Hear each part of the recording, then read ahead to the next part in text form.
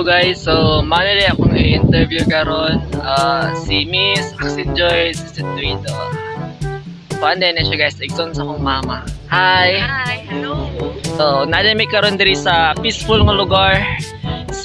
Saba kayo dito sa among balay. Kay daghan kayo ga video, okay? So, let's start our interview for today.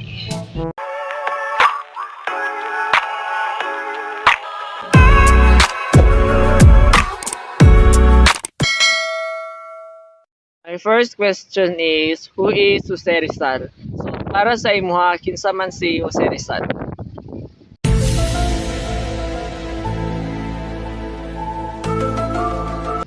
Para sa ako, si Rizal ay isang tao sa kasaysayan ng Pilipinas. Kilala siya bilang isang manunulat at bayani ng ating bansa.